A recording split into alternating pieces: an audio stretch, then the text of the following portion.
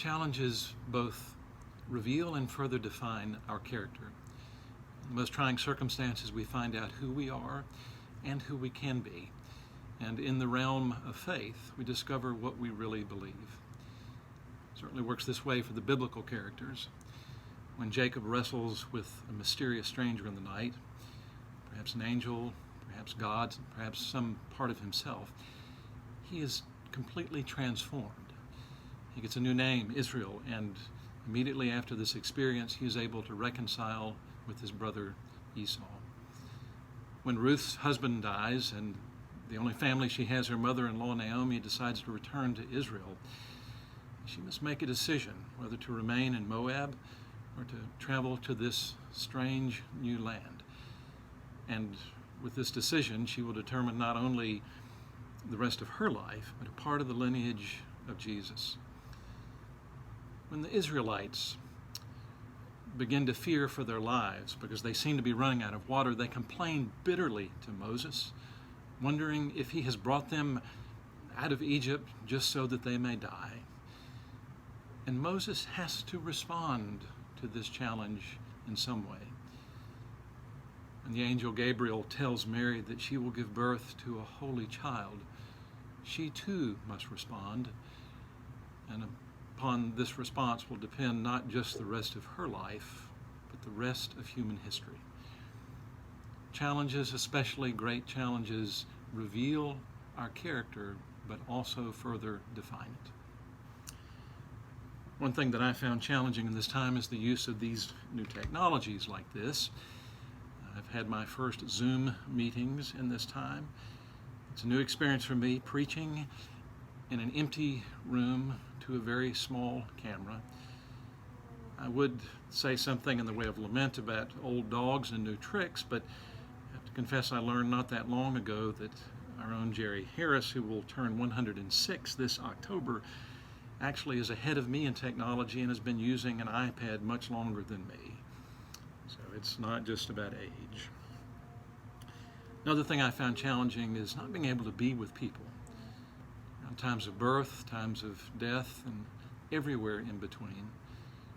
Ministry is about presence and relationships. And we're all on staff trying to be creative in our communication, but it's not the same.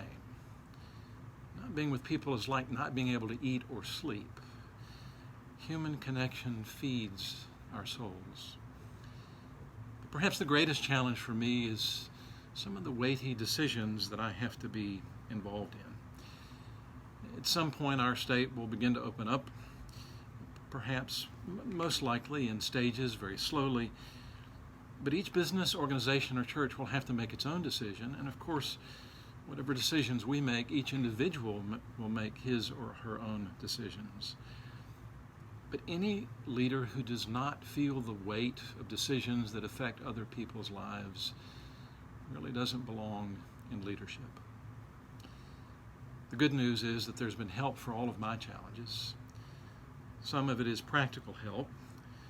Rhonda Lowe's with Zoom, Claire Wilmshen's with streaming, Mary Hauser's with the mask. I've been able to run, which is incredibly important to me. When my mother died suddenly at the age of 48, and we had to go to Louisville, Kentucky quickly, one of the first things I packed was my running shoes. And humor has been helpful too.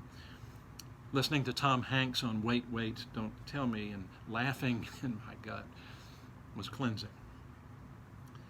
But most of all, my help has come from God and from God's people. Knowing that I'm not alone as a human being dealing with all of this just as you are, but also as a church leader at times making difficult decisions.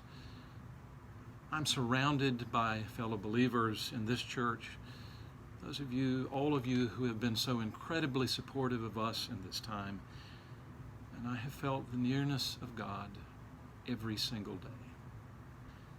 Whatever else we're learning about ourselves in this time, we learn this: we are never, ever actually alone. We've asked some of our folks this week to talk about challenges they have faced and what they have found to be helpful. We trust that you will find something familiar and encouraging. in these stories.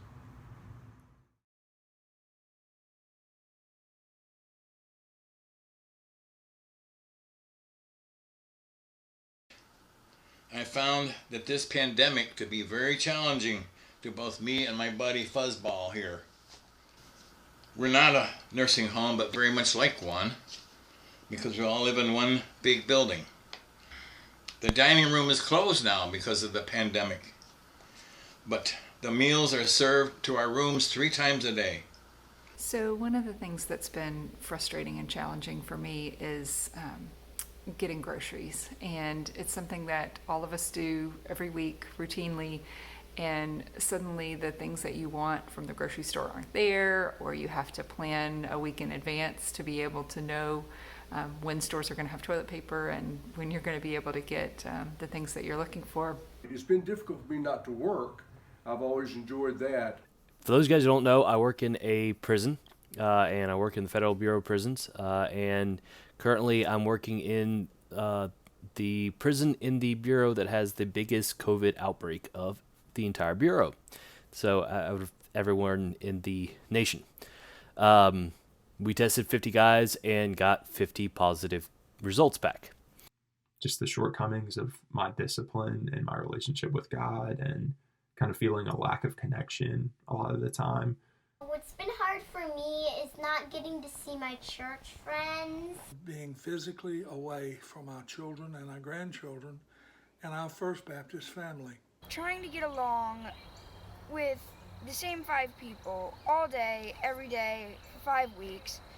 My biggest challenge during this time is to stay positive and keep moving forward. I understand that this is a global pandemic and that I am not alone, but my human nature brings me back to my own selfish fears and anxieties. No matter how much I hear we're all in this together, I still feel isolated and very sad.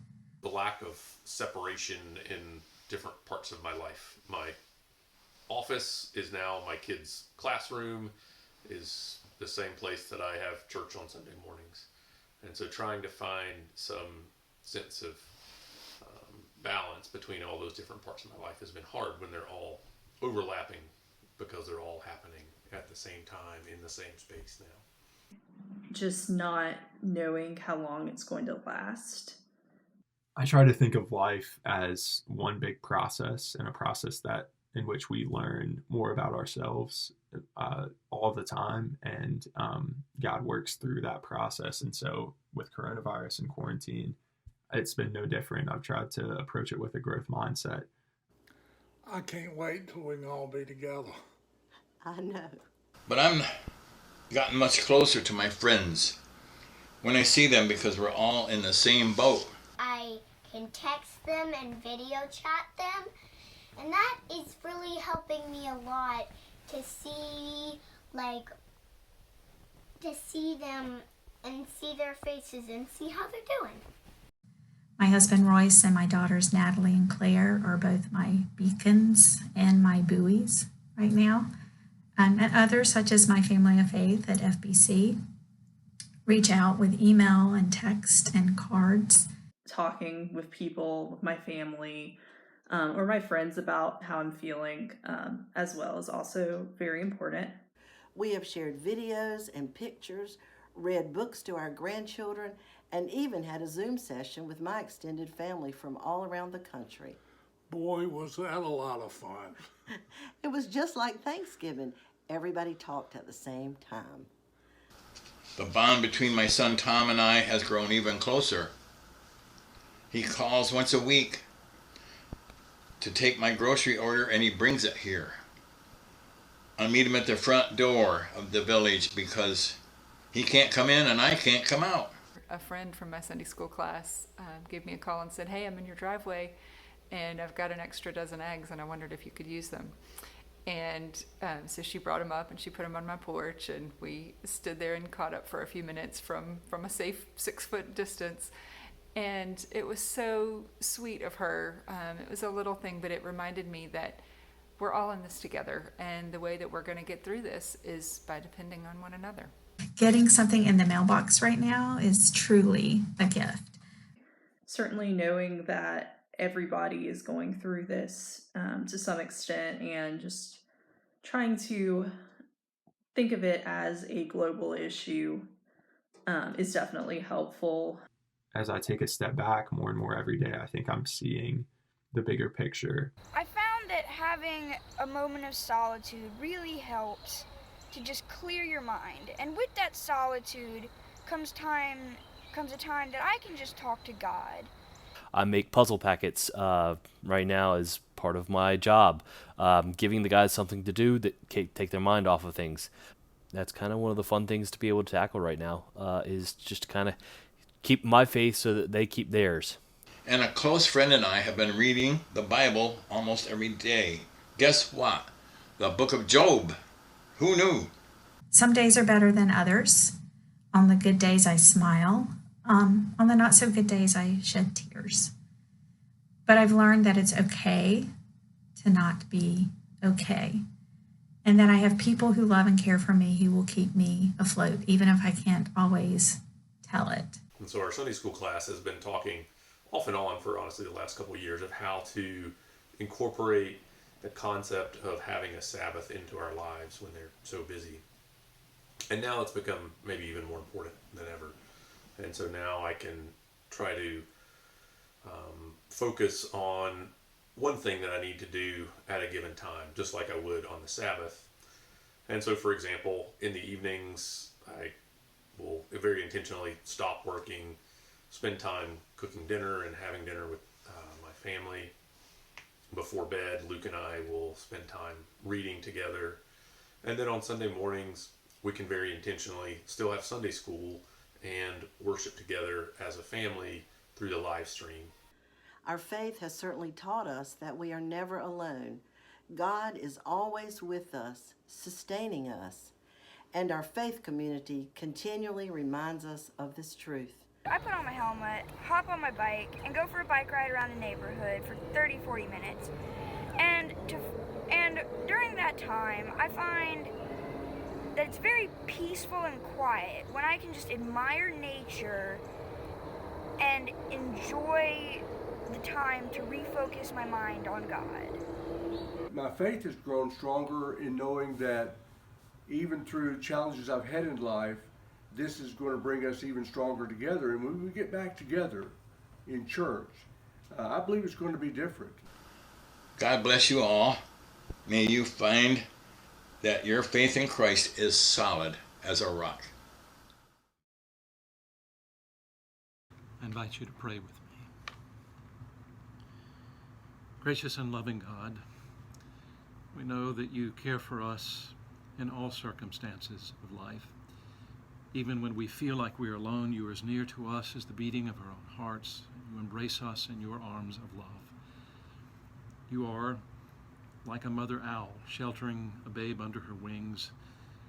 You're a gentle and diligent shepherd looking after us, your sheep. Help us to sense your nearness in this time.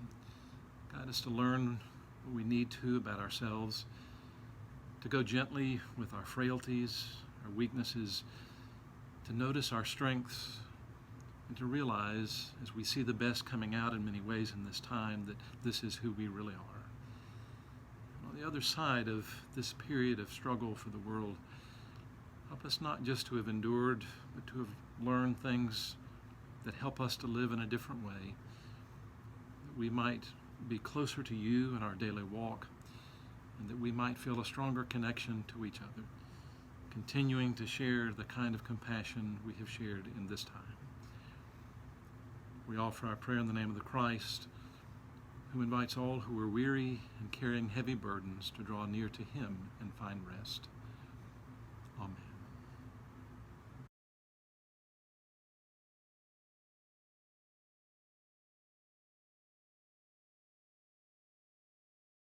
Boy, was that a lot of fun.